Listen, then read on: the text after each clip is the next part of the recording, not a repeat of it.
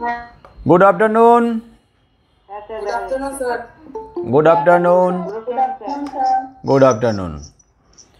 आजकेर ऑनलाइन क्लासे आमरा आलोचना करब कवि माइकेल मधुसूदन दत्तेर बंगभूमिर प्रति कविता आलोचना करब। तोमरा प्रत्येके বইটা সামনে রাখবে, কবিতাটা খুলে রাখো। আমি প্রথমে কবিতাটা পড়ব, কবিতার উচ্চারণ ঠিকঠাক করে নাও, কবিতাটা ভালো করে শুনবে। এরপরে এই কবিতা তোমাদের মুখস্থ করতে হবে, অল্প অল্প করে মুখস্থ করবে। তবে আগে কবিতার উচ্চারণ ঠিকঠাক করবে, বারবার। হ্যাঁ, পুরোটাই মুখস্থ করতে হবে, কিন্তু একদিনে তো আর পুরোটা মুখস্থ হবে না। অল্প অল্প করে মুখস্থ করো, মোটামুটি এক সপ্তাহ দু সপ্তাহ সময় নাও, কিন্তু মুখস্থ করতে হবে। প্রথমে ধরো 3 লাইন মুখস্থ করলে, তারপরে আবার 3 লাইন 4 লাইন। এবার যদি একদিন কেউ মনে করে যে আমি একটু বেশি মুখস্থ করে নিতে পারছি, সময় আছে, মুখস্থ করো। কিন্তু 2 সপ্তাহ 15 দিন 20 দিন এরকম সময়ের মধ্যে কবিতাটা মুখস্থ করে নিতেই হবে। তো কবিতা মুখস্থ করার আগে তোমাদের কবিতার উচ্চারণ ঠিক করতে হবে। তো কবিতার উচ্চারণ ঠিক করতে গেলে আগে ভালো করে শুনতে হবে যে কোন শব্দগুলোর উচ্চারণ কি হওয়া উচিত। আমি কবিতাটা আগে পড়ব, মন দিয়ে শুনবে, তারপরে তোমাদের মধ্যে কাউকে আবার কবিতাটা পাঠ করতে বলবো, পড়তে বলবো, উচ্চারণ ঠিক হয়েছে কি না একটু শুনে নেব। লাইনের দিকে তাকাও। কবি মাইকেল মধুসূদন দত্তের বঙ্গভূমির প্রতি। মাই native land, good night, Byron. Sir এটা কি? পরে আসছি, আগে শুনে নাও, তারপরে পরে বলছি। রেখো মা দাসের মনে এ মিনতি করি পদে, সাধিতে মনের স্বাদ ঘটে যদি পরমাদ, মধুহীন করো নাগো তব মনঃ কোকনদে। প্রবাসে দৈবের বসে জীব তারা যদি খসে, এ দেহ আকাশ হতে নাহি খেত তাহে। জন্মিলে মরিতে হবে, অমর কে কোথা কবে, চিরস্থির কবে নীর হায় রে জীবন নদে। কিন্তু যদি রাখো মনে নাহি মা ডোরি সমনে, মক্ষিকাও গলে না গো পড়িলে অমৃত হ্রদে। সেই ধন্য নরকুলে লোকে যারে নাহি ভুলে, মনের মন্দিরে সদা সেবে সর্বজন। কিন্তু কোন গুণ আছে যাচিব যে তব কাছে, হেন অমরতা আমি কহ গো শ্যামা জন্ম দে। তবে যদি দয়া করো ভুল দোষ গুণ ধরো, অমর করিয়া বর দেহ দাসে সুবরদে। ফুটি যেন স্মৃতি জলে মানসে মা যথা ফলে, মধুময় তামরস কি বসন্ত কি শরদে। কে সুন্দর করে পড়তে পারবে, কোথাও আটকাবে না, আমি যেভাবে পড়লাম সেইভাবে পড়তে পারবে কে? একটাও শব্দে উচ্চারণ যেন না আটকায়। কে পড়তে পারবে? দেখে দেখেই পড়তে হবে, দেখে দেখেই বলতে হবে। না, দেখে দেখে পারতে গিয়ে তুমি একটু আগে অনেকগুলো জায়গাতে ভুল উচ্চারণ করেছো, তুমি বাদ দাও। আর কে পড়তে পারবে সুন্দর করে? স্যার আমি। কি নাম? স্বপ্ননীল সরকার।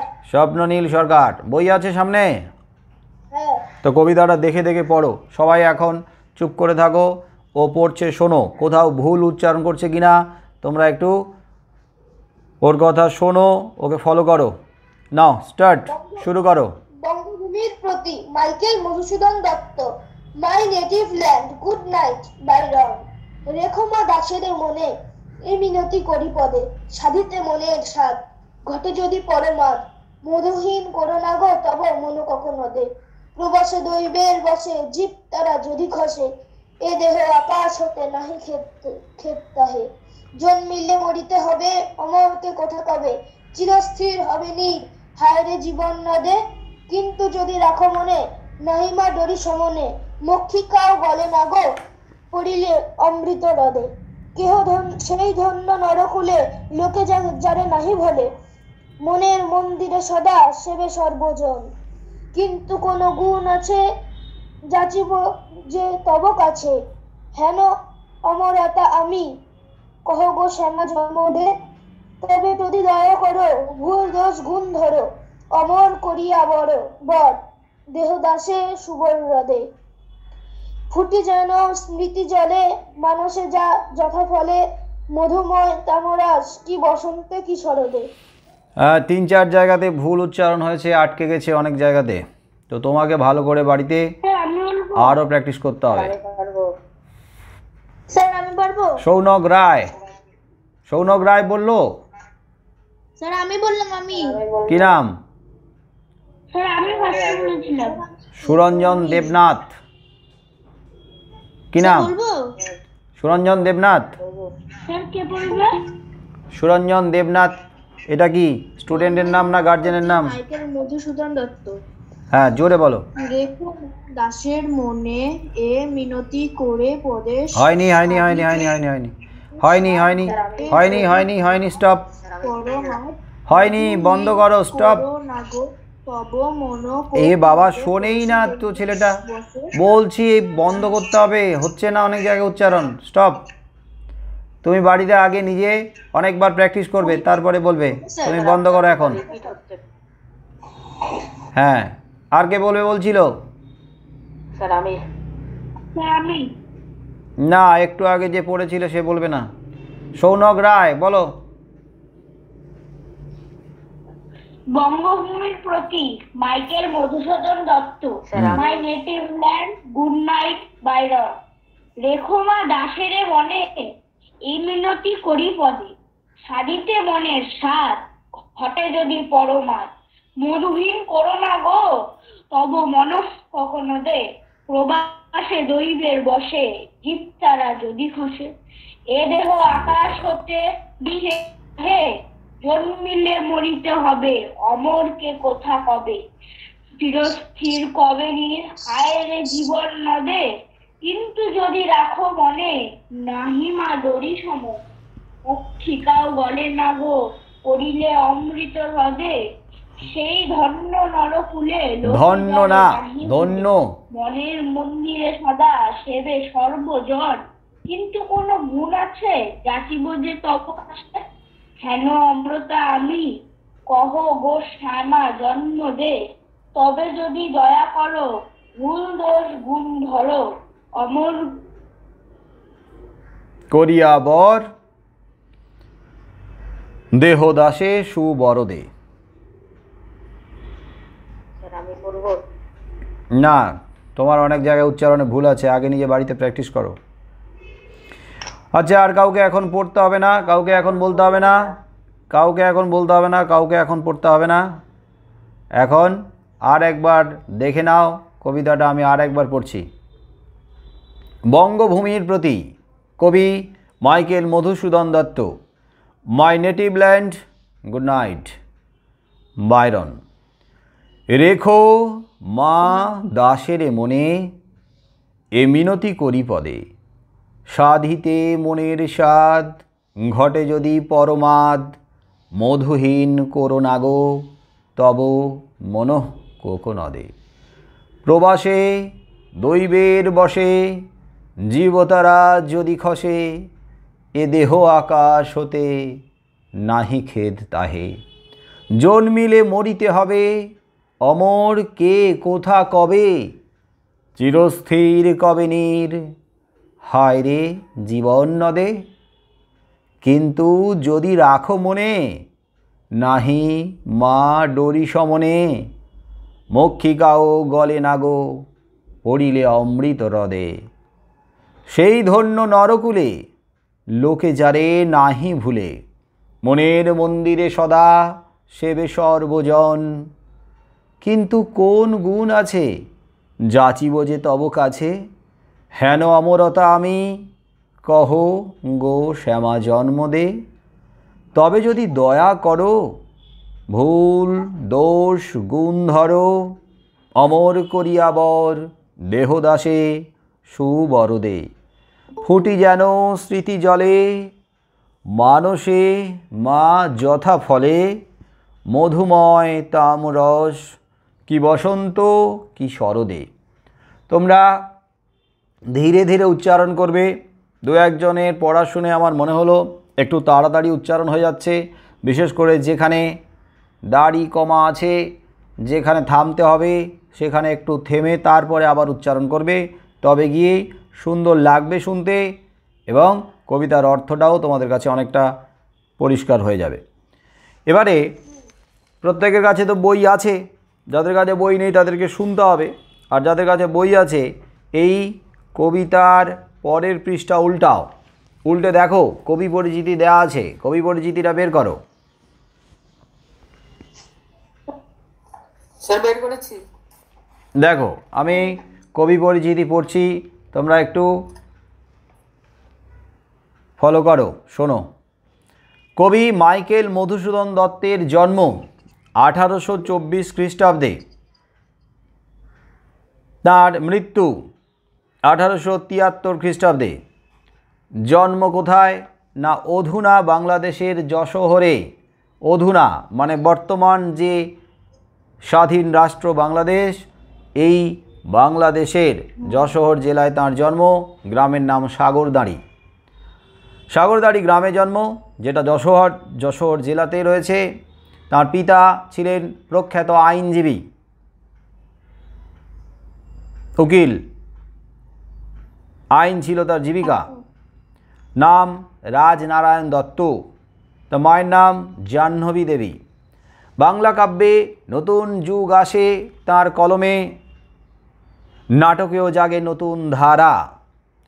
হিন্দু কলেজের উজ্জ্বলতম এই ছাত্রটি বিলেতে গিয়ে বড় কবি হওয়ার স্বপ্ন সফল করতে ধর্মান্তরিত হন 1843 খ্রিস্টাব্দে। তখন থেকে তার নামের সঙ্গে যুক্ত হয় মাইকেল শব্দটি। ইংরেজি ভাষায় দ্য ক্যাপটিভ লেডি এবং ভিশনস অব দ্য পাস্ট নামে এই দুটি গ্রন্থ রচনা করলেও তিনি স্মরণীয় হয়ে আছেন মেঘনাদবধ কাব্য, বীরাঙ্গনা কাব্য, ব্রজাঙ্গনা কাব্য, তিলোত্তমা সম্ভব কাব্য, চতুর্দশপদী কবিতার রচয়িতা হিসেবে। শর্মিষ্ঠা, পদ্মাবতী, কৃষ্ণকুমারী প্রভৃতি নাটক ও একেই কি বলে সভ্যতা আর বুড়ো শালিকের ঘাড়ে নো, এই প্রহসনের স্রষ্টা তিনি। বাংলা সাহিত্যে অমিত্রাক্ষর ছন্দের ব্যবহারও তাঁরই দান। তার বাংলা সাহিত্যে অমিত্রাক্ষর ছন্দ আর সনেট ধর্মী কবিতাবলী, যাকে বলা হয়েছে বাংলায় চতুর্দশপদী কবিতাবলী, মাইকেল মধুসূদন দত্তের অসাধারণ সৃষ্টি, অসাধারণ উপস্থাপনা বাংলা সাহিত্যে। এবারে আমরা কবির যে আত্মপরিচয় সংক্ষেপে এখানে দেওয়া রয়েছে সেটা আলোচনা করলাম, সেটা পড়লাম। তবে আমরা কবির সম্পর্কে আরেকটু সবিস্তারে জানব। বিশেষ করে আমরা যদি কোনো কবিতাকে খুব ভালোভাবে বুঝতে চাই তাহলে কবিকে কিন্তু জানতেই হবে। মাইক্রোফোনকে অফ করতে হবে। দু একজনের মাইক্রোফোনের থেকে আওয়াজ আসছে, বাকিদের শুনতে দাও, মাইকটাকে অন করে অফ করে দাও। কেউ কিন্তু মাইক এখন খোলো না। শোনো, আমি এর আগেও কিন্তু ক্লাসে আলোচনা করার সময় বলেছি যে কোনো গল্প, যে কোনো কবিতা, যে কোনো নাটক, উপন্যাস, মানে সাহিত্যের যে কোনো বিষয়কে যদি আমরা খুব ভালোভাবে বুঝতে চাই এবং সেটা বোঝার পরে যদি আমরা আমাদের জীবনের সঙ্গে মেলাতে চাই, আমাদের জীবনের সঙ্গে ধরতে চাই, তাহলে সবার আগে আমাদেরকে জানতে হবে লেখক সম্পর্কে, কবির সম্পর্কে, অর্থাৎ কবি আর লেখকদের ব্যক্তিগত জীবন সম্পর্কে। কারণ কবি কেমন ছিলেন তার উপরে তো নির্ভর করবে তার চিন্তাভাবনা। তিনি কেমন ব্যক্তিগত জীবনে, তিনি কেমন, তিনি কি ভাবতেন, তিনি কিভাবে জীবন কাটিয়েছিলেন, তার চিন্তাভাবনা কি, তার লেখার পেছনে উদ্দেশ্যই বা কী, তিনি কী কারণে লিখতে চেয়েছিলেন, কী কারণে এমনভাবে লিখেছেন, তিনি মানুষটা কী রকম, এগুলো জানতে পারলেই, অর্থাৎ কবিকে জানতে পারলেই তার কবিতা, তার কাব্য, তার রচনা খুব সুন্দরভাবে জানা যায় বা বোঝা যায়। এবং তারপরে আমরা তার এই রচনাকে আমাদের জীবনের সঙ্গে মিলিয়ে দেখব যে তিনি যে পরিস্থিতির ভেতর দিয়ে গিয়ে এই কবিতাটা রচনা করেছেন, এই কবিতায় তার মনের কথা, তার মনের জগৎ ধরা পড়েছে, তার মনের কথাগুলো উঠে এসেছে। আসলে নিশ্চয়ই তিনি ব্যক্তিগতভাবে এমন সময়ের ভেতর দিয়ে গিয়েছিলেন, নিশ্চয়ই তিনি ব্যক্তিগতভাবে এমন অবস্থার ভেতর দিয়ে গিয়েছিলেন। তার মানসিক অবস্থা ঠিক সেই সময় কেমন ছিল, তিনি ঠিক কোন পরিস্থিতির মুখোমুখি হয়েছিলেন, কেন বা তিনি এরকম ভেবেছেন। তাহলে আমরা কি কোনো দিন এরকম ভেবেছি? আমাদের কি কখনো এরকম অবস্থার ভেতর দিয়ে যেতে হয়েছে? তোমাদের তো বয়স কম, তোমাদের তো অল্প বয়স, তোমরা এখনও পর্যন্ত এরকম অবস্থার ভেতর দিয়ে যাওনি, কিন্তু কোনো না কোনো সময় তোমরা হয়তো এই রকম কিছু ভেবেছো। এরকম ভাবনা তোমাদের মাথায় এসেছে কি না যে এই রাজ্যে, এই দেশে আমরা বসবাস করছি, তাহলে আমরা এই রাজ্যের কথা ভাববো, এই দেশের কথা ভাববো। আমরা এই রাজ্য, এই দেশের কথা না ভেবে আমরা কি আগে অন্য দেশের কথা ভাববো? আমরা কি আগে অন্য রাষ্ট্রের কথা ভাববো, অন্য রাজ্যের, অন্য দেশের মানুষের কথা ভাববো? এটা তো স্বাভাবিক যে আমরা আগে আমাদের দেশের কথা ভাববো, আমরা আগে আমাদের কথা ভাববো, আমাদেরকে, আমাদের দেশের মানুষকে ভালো রাখার কথা ভাববো, তাদেরকে ভালো করার কথা ভাববো। তারা কিভাবে ভালো থাকবে, তারা কিভাবে আনন্দে থাকবে, তারা কিভাবে সুখে থাকবে।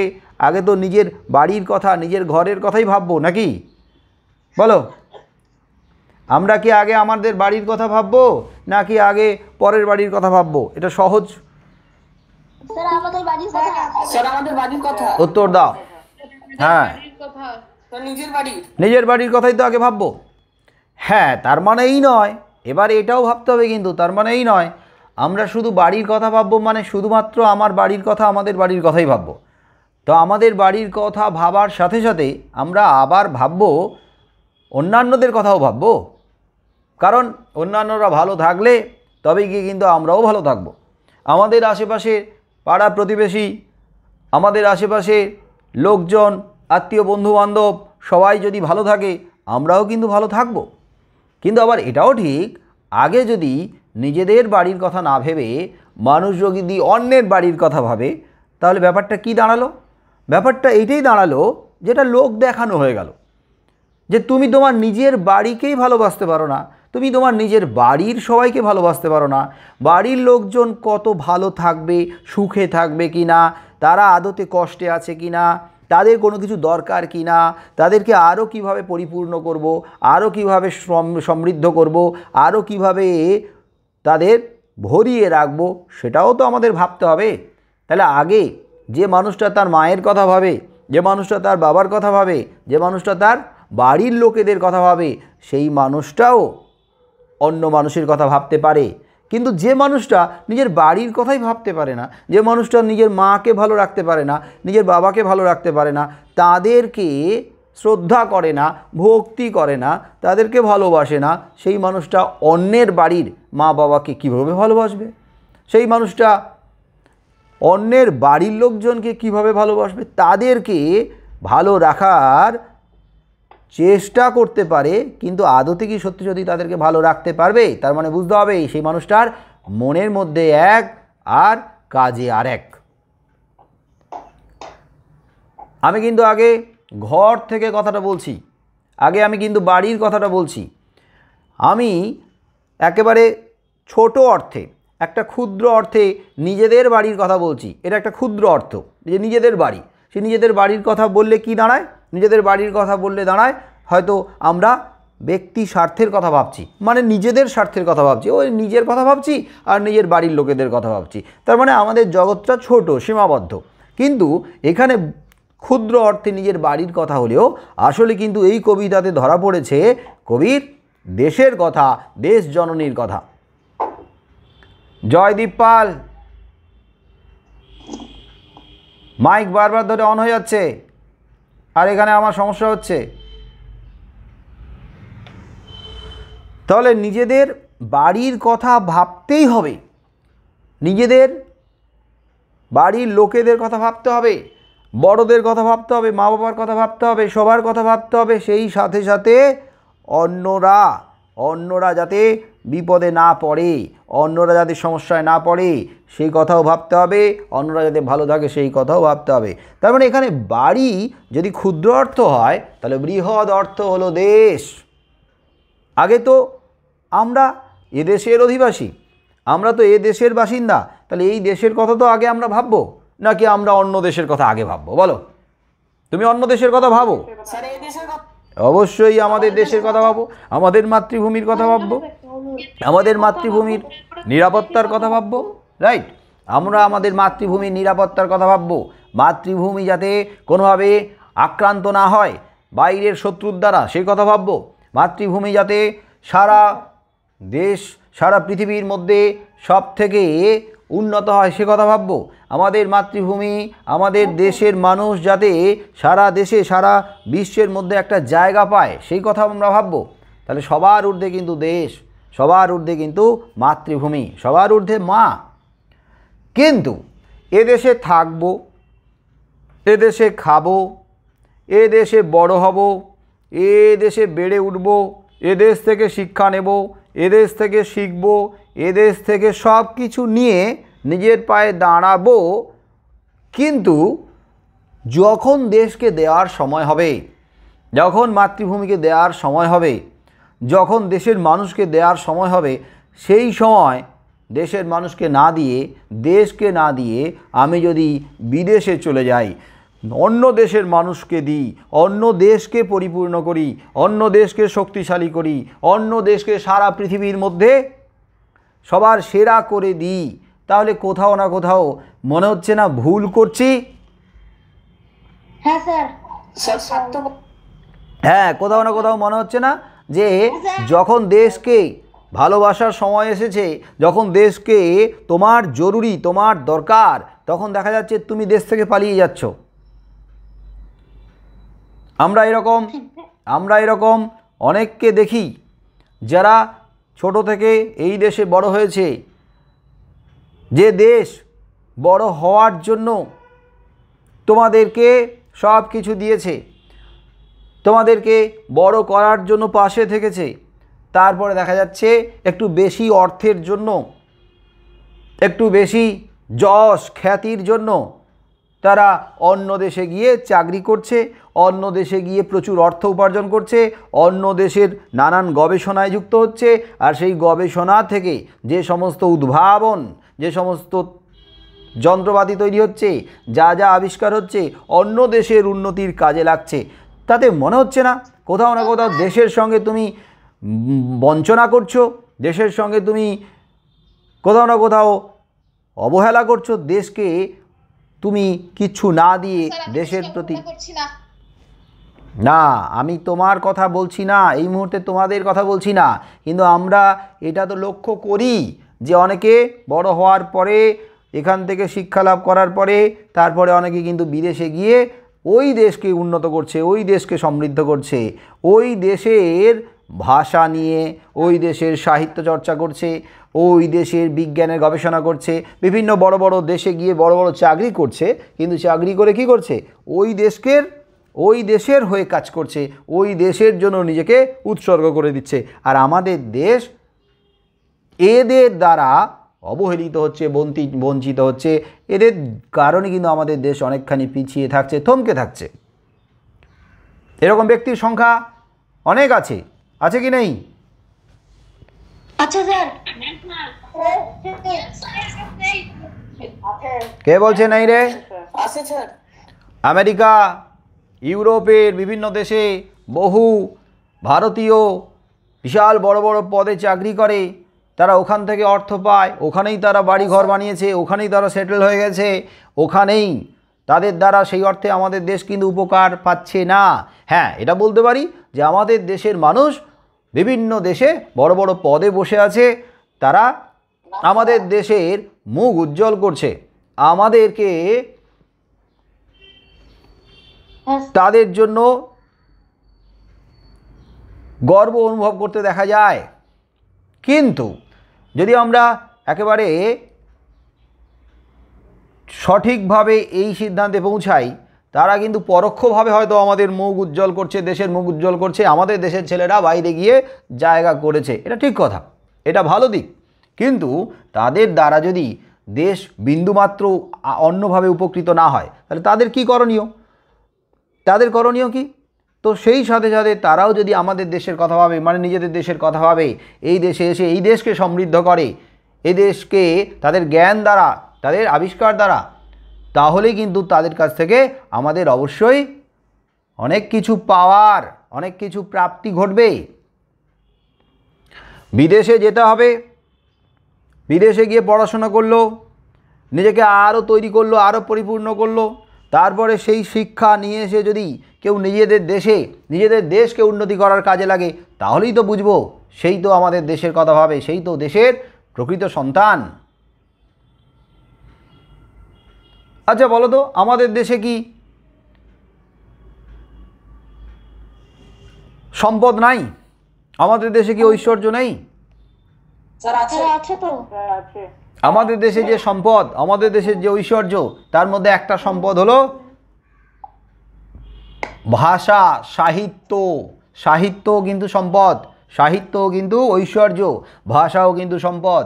আমরা জানি আমাদের দেশে বহু ভাষা, আমাদের দেশে অনেকগুলো রাজ্য, বহু প্রদেশ, অনেকগুলো ভাষা, আর সেই ভাষার মধ্যে আমাদের এই প্রদেশের, এই বাংলার, এই রাজ্যের একটা ভাষা রয়েছে বাংলা।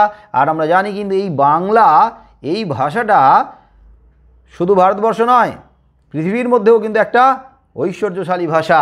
এই ভাষার মধ্যে বহু গ্রন্থ রয়েছে, এই ভাষাতে বহু গ্রন্থ লেখা হয়েছে, এই ভাষাতে বহু রচনা আছে, বহু বিষয়ের রচনা আছে, বহু বৈচিত্র্যময় রচনা আছে। এখান থেকে আমরা অনেক জ্ঞান লাভ করতে পারি, অনেক শিক্ষা লাভ করতে পারি। বাংলা ভাষা তো সম্পদ, বাংলা সাহিত্য তো সম্পদ। তাহলে বাংলা সাহিত্য নিয়ে চর্চা করে বহু কবি সাহিত্যিক তারা সুনাম অর্জন করেছে, খ্যাতি অর্জন করেছে। বলো, করেছে কি করেনি? করেছে স্যার। তা শুধু কি বাংলার মধ্যে, শুধু কি তারা বাংলার মধ্যে সীমাবদ্ধ দেখেছে? বহু সাহিত্যিক যারা বাংলা ভাষাতেই সাহিত্য রচনা করেও বিশ্বের দরবারে নিজের জায়গা করে নিয়েছে, বিশ্বের মানুষ তাকে চেনে। কি আছে তো? হ্যাঁ, বাংলা ভাষায় লেখা অনেক রচনা ইংরেজি ভাষায় অনুবাদ করা হয়েছে, বিদেশি ভাষায় অনুবাদ করা হয়েছে, সারা বিশ্বময় বাংলা ভাষা সাহিত্য ছড়িয়ে রয়েছে। তাহলে বাংলা সাহিত্যের মধ্যে রয়েছে সম্পদ, বাংলা সাহিত্য হলো ঐশ্বর্য, বাংলা সাহিত্য হলো সমৃদ্ধশালী সম্পদ। আর এই বাংলা সাহিত্যে যদি, বাংলা ভাষায় যদি কেউ সাহিত্য চর্চা করে, তাহলে সেই ব্যক্তিও যশ খ্যাতি লাভ করতে পারবে কি পারবে না? বলো, চেষ্টা করলে পারবে না? তাহলে আমরা যদি আমাদের এই বাংলা, বাঙালি হয়ে আমাদের এই বাংলা ভাষাকে ছেড়ে আমরা বিদেশি ভাষার পেছনে ছুটি, তাহলে সেটা কিন্তু সম্পূর্ণ ঠিক না। তবে এটাও ঠিক, এই মুহূর্তে যে ভাষা, যে বিদেশি ভাষা সারা বিশ্বময় ছড়িয়ে রয়েছে, সেই বিদেশি ভাষা আমাদের শিখতে হবে, ইংরেজি ভাষা আমাদের শিখতে হবে। কারণ ইংরেজি ভাষা সাহিত্যের মধ্যেও কিন্তু প্রচুর গ্রন্থ রয়েছে, সেখান থেকেও কিন্তু নানা বিষয়ের গ্রন্থ রয়েছে, আমাদেরকে সেখান থেকে জ্ঞান লাভ করতে হবে, শিক্ষা লাভ করতে হবে। কিন্তু আমরা যদি আমাদের বাংলা ভাষাটাকে, বাংলা সাহিত্যকে অবহেলা করে, দুচ্ছাই করে, ছুঁড়ে ফেলে দিয়ে অন্য ভাষা, অন্য দেশের ভাষার পেছনে ছুটতে থাকি, তাহলে সেটা হবে ভুল রাস্তা, ভুল পথ। এটা তো তোমরা মানবে যে বাংলার সঙ্গে সঙ্গে ইংরেজি ভাষা শেখা উচিত কি উচিত নয়? দরকার কি আছে কি নেই? বলো, দরকার আছে, ইংরেজি ভাষা শিখতে হবে। আজকে সময় বদলেছে, আর এই সময়ে আমাদের যদি টিকে থাকতে হয়, এগোতে হয়, তাহলে আমাদেরকে ইংরেজি ভাষাটাতেও রপ্ত হতে হবে, ইংরেজি ভাষায় পড়তে হবে, বলতে হবে, লিখতে হবে। কিন্তু সেই সাথে সাথে আমরা যদি মনে করি আমরা বাঙালি হওয়া সত্ত্বেও শুধু ইংরেজিটাই পড়ব, ইংরেজি ভাষাটাই শিখব, ইংরেজিতে যত গ্রন্থ আছে পড়ব, বাকি বাংলাকে পড়বই না, বাংলাকে শিখব না, তাহলে কি ঠিক হবে? কারণ বাংলা ভাষা তো আমাদের মাতৃভাষা। এই দেখো, বাংলা ভাষাতে আমরা ছোট থেকে কথা বলছি, বাংলা ভাষায় আমরা নিজেদের মধ্যে ভাব বিনিময় করি, আদান প্রদান করি নিজেদের মধ্যে ভাবটা। তো বাংলা ভাষায় যেভাবে আমরা এত সুন্দর করে নিজেরা কথা বলতে পারি, নিজেদের মনের ভাবটাকে, অনুভূতিটাকে, আবেগটাকে প্রকাশ করতে পারি, খুব সহজে কিন্তু অন্য ভাষায় করা সম্ভব নয়। তাই বাংলা ভাষা, বাংলা সাহিত্য এটা ঐশ্বর্যশালী ভাষা, সাহিত্য, এর মধ্যেও রয়েছে অনেক ঐশ্বর্য, যা আমাদেরকে যশ খ্যাতি, আমাদেরকে সুনাম এনে দেবে। কিন্তু মানুষ তো কখনো কখনো ভুল করে, মানুষ কখনো কখনো ভুল বোঝে, মানুষ কখনো কখনো ভুল বুঝে সঠিক রাস্তা ছেড়ে সরে যায়। তারপরে যদি সে ভুলটা বুঝতে পারে, নিজেকে সংশোধন করতে পারে, এবং তার জন্য যে ভুল করেছে তার জন্য যদি সে অনুতপ্ত হয়, অনুশোচনায় কাতর হয়, তাহলে সেই মানুষটা কিন্তু, মাইক বন্ধ করো, সেই মানুষটা কিন্তু তার ভুল বুঝতে পারলো, মানে সে সংশোধিত হলো, তাকে ক্ষমা করা উচিত, তাকে আপন করে নেওয়া উচিত। বলো, যে সত্যিকারের অন্তর থেকে, মন থেকে ভুলটা বুঝতে পেরেছে, তাকে কি শাস্তি দেওয়া উচিত, না তাকে কাছে টেনে নেওয়া উচিত, আপন করা উচিত? আপন করা উচিত। কারণ ভুলটা সে করেছে, ভুল বুঝতে পেরেছে, এখন সে ক্ষমা চাইছে, এখন সে দোষ স্বীকার করছে, এখন বলছে যা হওয়ার হয়েছে আমি ভুল করেছি, আমাকে ভুলে যেও না, আমাকে দূরে সরিয়ে দিও না, আমাকে আপন করো। আর সন্তান যদি ভুল করে, ছেলেমেয়েরা যদি ভুল করে ক্ষমা চায় বাবা মায়ের কাছে, বড়দের কাছে, তাহলে বড়রা কি তাদেরকে দূরে সরিয়ে দেবে, না মা তাকে ক্ষমা করবে না, দূরে সরিয়ে দেবে? কি মায়ের কি করা উচিত? কাছে টেনে নেওয়া উচিত। তো তোমাদের মায়েরা কি করে, কাছে টেনে নেয় না দূরে সরিয়ে দেয়? কাছে টেনে নেয়।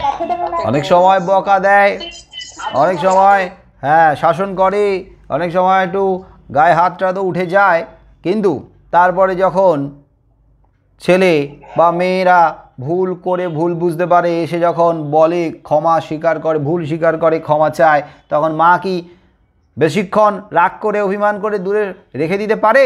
দেয়? দেয় না, দেয় না। এখানেই তো মা, মা তো এই কারণেই মাই হয় না।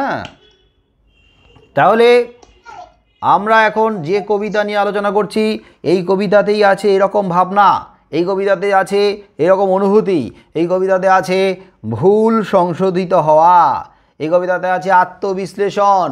কবি নিজেকে বিশ্লেষণ করেছেন, কবি নিজে তার ভুল বুঝতে পেরেছেন, অনুশোচনায় কাতর হয়েছেন, কবি ক্ষমা চাইছেন, এবং ক্ষমা চাইছেন কার কাছে? বলো, কার কাছে ক্ষমা চাইছেন?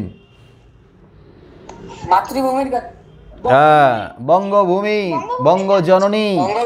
তো সেই বঙ্গভূমি, বঙ্গজননী কবির মাতৃভূমি, আর কবির কাছে, কবির মাতৃভূমি তো কবির সাক্ষাৎ জন্মদাত্রী মা। তাহলে মায়ের কাছে তিনি ক্ষমা চাইছেন, মায়ের কাছে তিনি ভুল স্বীকার করছেন, মায়ের কাছে তিনি আক্ষেপ করছেন, যা হওয়ার হয়ে গেছে, মা আমাকে ভুল বুঝো না, আমি ভুল করেছি, আমি তো সন্তান। কিন্তু মা সেই সন্তানকে ক্ষমা করে দেবে, মাফ করে দেবে, কাছে টেনে নেবে, তাহলেই কবি শান্তি পাবে, স্বস্তি পাবে। মাইকেল মধুসূদন দত্তের জন্ম কত সালে? একটু আগে বলা হলো, বলো কত সালে?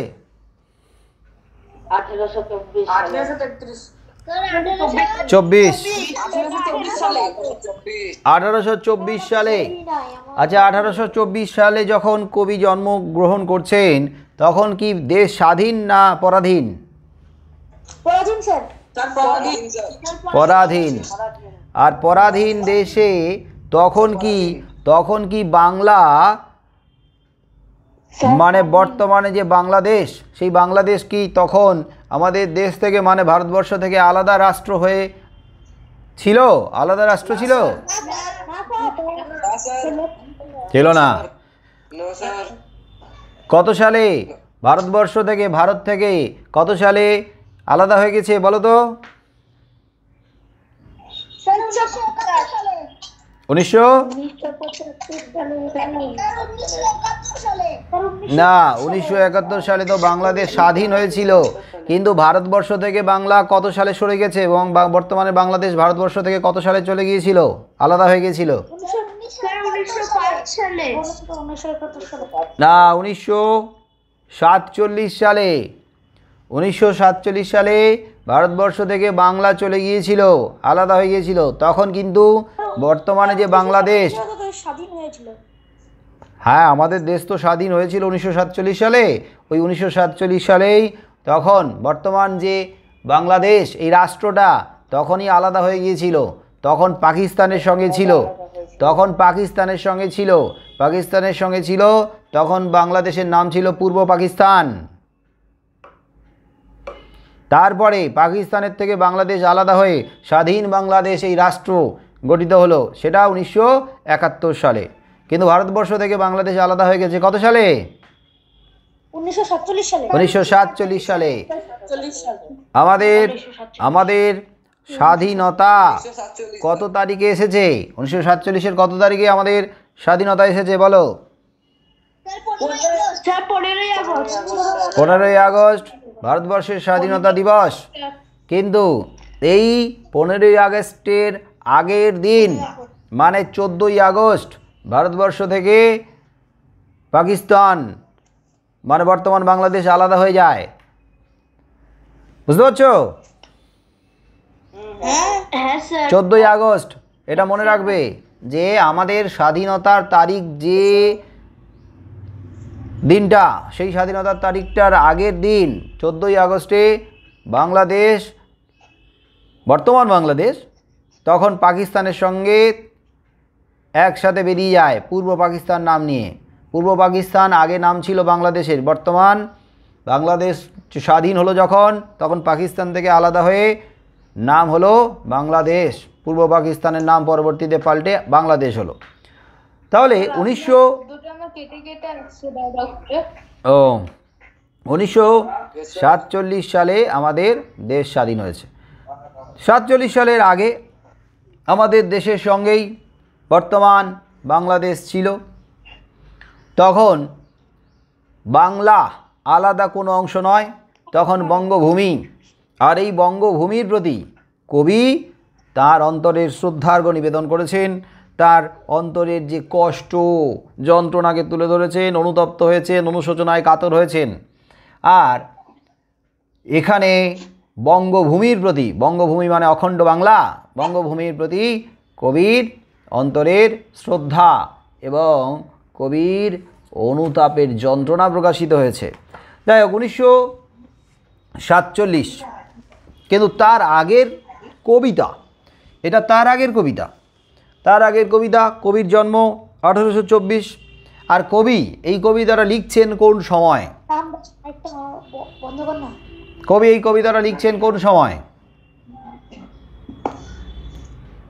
কোন সময় লিখছেন জানো কেউ? স্যার কি বললা? কবি এই কবিতাটা কোন সালে লিখছেন কেউ জানো? জানি না। আচ্ছা, কবি এই কবিতা লিখছেন বিকাশচন্দ্র ঘোষ। ক্যামেরা অফ করো। কবি এই কবিতাটা লিখছেন 1862 খ্রিস্টাব্দে, বিলেত যাত্রার আগে। কবি 1862 খ্রিস্টাব্দের মাঝামাঝি নাগাদ ইংল্যান্ড যাত্রা করেছিলেন, বিলেত যাত্রা করেছিলেন, কিন্তু বিলেত যাত্রার আগেই এই কবিতাটা রচনা করেছেন।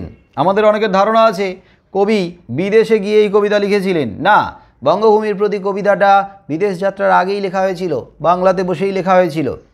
কিন্তু এমনভাবে এই কবিতায় ধরা পড়েছে কবির যন্ত্রণা, কষ্ট, আক্ষেপ, হতাশা। তাতে মনে হচ্ছে যে কবি মনে হয় বিদেশে গিয়ে নয়। আমাদের মনে হতে পারে কবি বিদেশে গিয়ে লিখেছিল, কিন্তু না, কবি বিদেশে গিয়ে নয়, কবি কিন্তু এখানেই লিখেছিলেন। এখানে এসে না, এখানেই লিখেছিলেন। লেখার পরেই বিলেত যাত্রা করেছিলেন। তারপরে বিলেত যাত্রা করার পরে ওখানে ওখানে বিলেতে থেকে নয়, বিলেত বলতে যদি ইংল্যান্ড বোঝায়, ইংল্যান্ডে থেকে নয়, কবি ফ্রান্সে চলে গিয়েছিলেন। ফ্রান্সের ভার্সাই শহরে ওখানে থাকাকালীন তিনি তাঁর চতুর্দশপদী কবিতাবলীর যে সমস্ত কবিতাগুলো সেগুলো রচনা করেছেন। চতুর্দশপদী কবিতাবলী মানে সনেটধর্মী যে কবিতাবলী, সেই কবিতাবলীর মধ্যে যে সমস্ত কবিতাগুলো আছে সেই সমস্ত কবিতাগুলো রচনা করেছেন। সেই সমস্ত কবিতাতে কবি তার দেশ ছেড়ে বিদেশে থাকাকালীন তার যে কষ্ট, যন্ত্রণা, দূরত্ব তৈরি হয়েছিল সেটার আক্ষেপ ধরা পড়েছে, সেটার যন্ত্রণা, কষ্ট ধরা পড়েছে। কিন্তু এই বঙ্গভূমির প্রতি কবিতা এরা কিন্তু বিলেত যাত্রার আগে লিখেছিলেন। আর বিলেত যাত্রার আগে লিখেছিলেন বলেই আমাদের মনে হতে পারে যে বিলেত যাত্রার আগে যদি তিনি লিখে থাকেন তাহলে তো তার এই দেশ থেকে চলে যাওয়ার কষ্টটা ধরা পড়েছে। তো তখনও তিনি তো এই দেশ থেকে যাননি, তাহলে তার না যাওয়ার কষ্টটা এই কবিতাতে কি করে ধরা পড়ল? একটা মানুষ দেশ ছেড়ে চলে যাচ্ছে, বঙ্গভূমিকে ভুলে যাচ্ছে, বঙ্গভূমির মধ্যে যে বঙ্গ সাহিত্য রয়েছে, যে বাংলা সাহিত্য রয়েছে, বাংলা ভাষা রয়েছে, তাকে অবহেলা করছে, তাহলে তো তার অবহেলার কারণে কষ্টটা ঝরে পড়বে। আসলে তিনি উপলব্ধি করে ফেলেছিলেন, তিনি অনুভব করে ফেলেছিলেন যে বঙ্গ ভাষার থেকে, বঙ্গ সাহিত্য থেকে দূরে থাকার কষ্টটা, যন্ত্রণাটা। কারণ এর আগে কবি কিন্তু ছোট থেকে একটা স্বপ্ন দেখতেন। বলো তো স্বপ্নটা কি তোমরা জানো? কবি কিন্তু ছোট থেকে একটা স্বপ্ন দেখতেন। তোমরাও তো অনেক স্বপ্ন দেখো, কবি স্বপ্ন দেখতেন। বলো কি স্বপ্ন? কবি হওয়া। হ্যাঁ, কবি হয়ে উঠবেন। কিন্তু কোন ভাষার কবি হবেন? তিনি কি বাংলা ভাষার কবি হয়ে উঠবেন ভেবেছিলেন? স্বপ্ন দেখতেন কোন ভাষার কবি? স্যার বিদেশে। বিদেশি ভাষার, ইংরেজি ভাষার কবি হয়ে উঠবেন। বিদেশি ভাষা, কারণ বড় বড় যে কবিরা, কবি বায়রন, এই যে কবিতায় প্রথমে যে একটা লাইন রয়েছে সেটা কিন্তু কবি বায়রনের লেখা। হ্যাঁ, ইউরোপিয়ান কবি বায়রনের লেখা একটা লাইন, মাই নেটিভ ল্যান্ড। নেটিভ ল্যান্ড মানে কি? মাতৃভূমি, জন্মভূমি, মাতৃভূমি, নেটিভ ল্যান্ড, গুড বাই।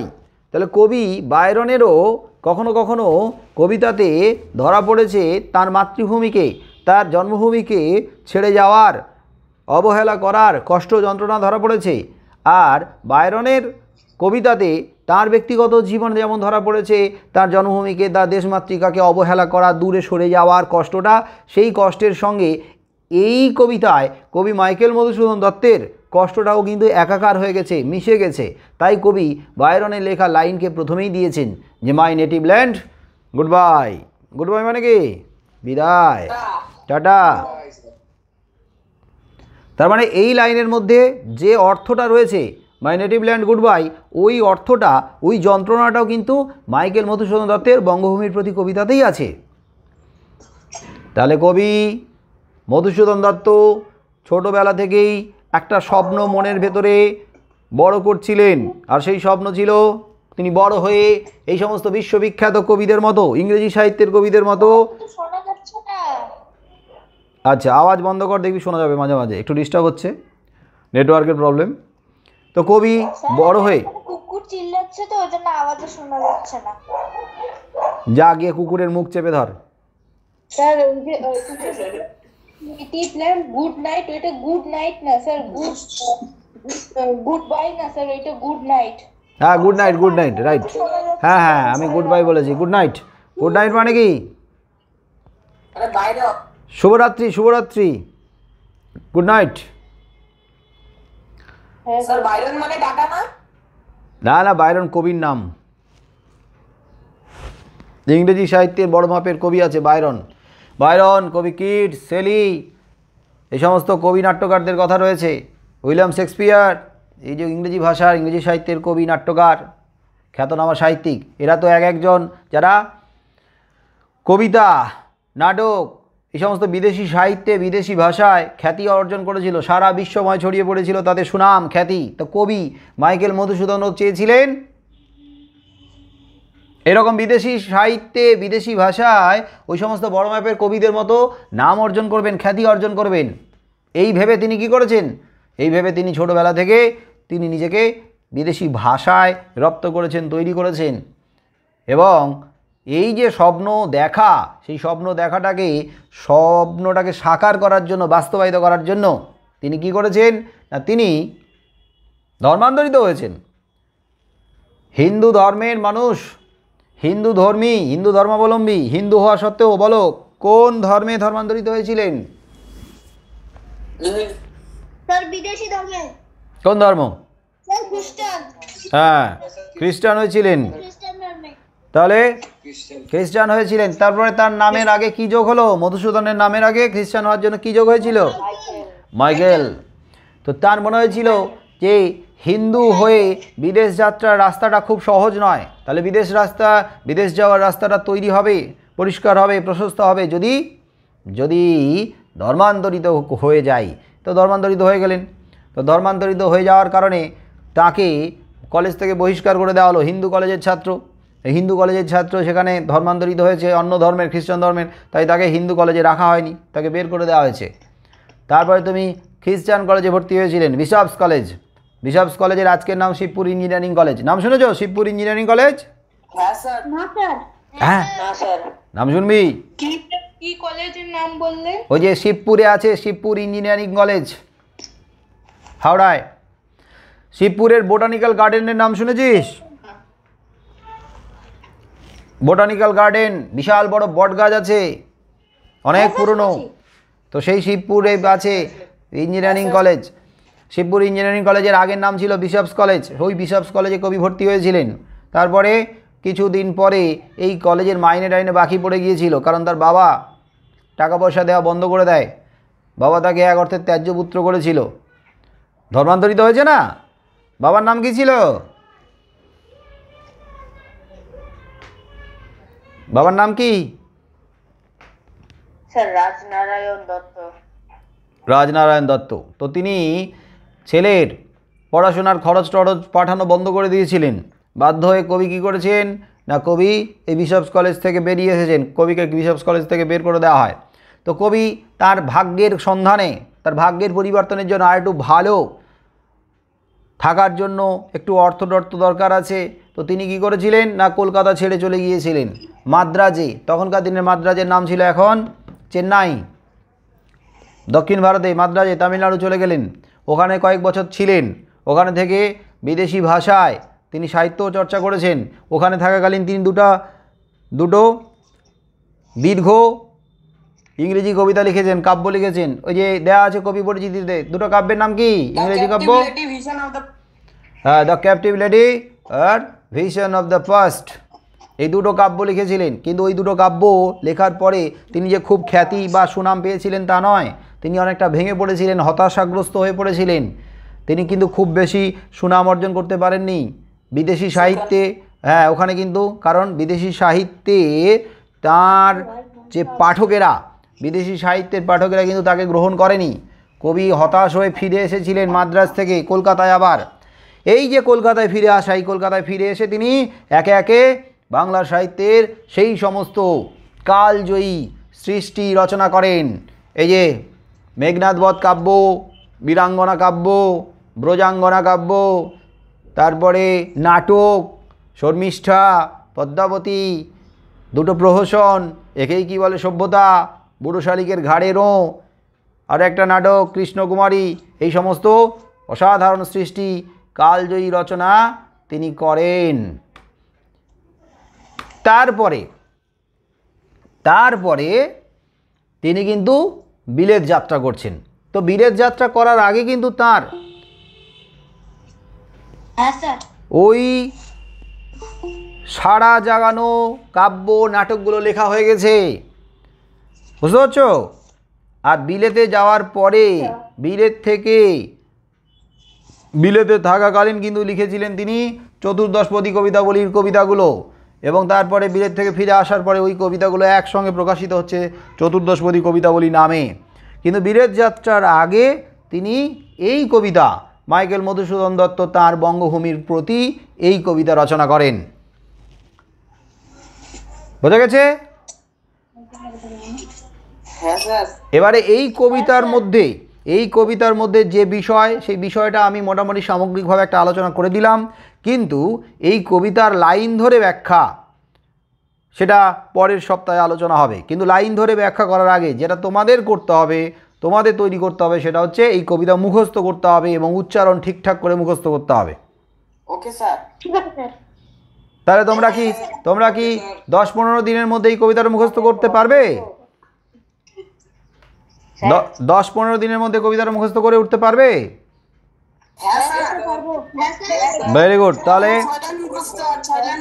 বাস, তাহলে তোমরা 2 সপ্তাহের মধ্যে এই কবিতাটা মুখস্থ করবে। যখন আমি অনলাইন ক্লাস নেব 2 সপ্তাহ পরে, মাঝখানে সামনের সপ্তাহে তো কবিতা লাইন ধরে বোঝাবই, কিন্তু যখন তারপরের সপ্তাহে অনলাইন ক্লাসে আসা হবে তখন কিন্তু সববার যেন এই কবিতাটা মুখস্থ হয়ে যায়। তারপরে তাহলে এই কবিতা নিয়ে কারোর কোনো সমস্যাই থাকবে না।